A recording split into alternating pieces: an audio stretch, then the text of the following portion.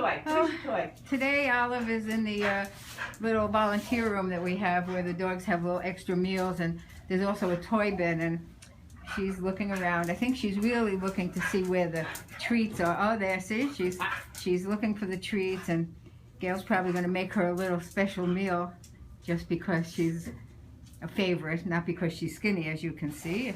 Olive is well fed, but now we're getting that tail instead of the cute face.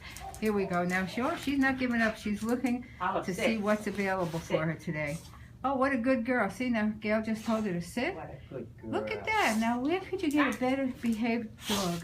You remember Olive is about 10 and has spent most of her life at the shelter. She needs to be the only pet in a quiet household. She'd be great for a retired person. She would be a loyal companion. She likes to sit and rest, and she also likes to run around a little, but, you know, she's not high maintenance at all if you have a quiet home. She's about 50 pounds, and we figure 10 years old. That's Olive. Stay tuned for next week's episode. Bye now.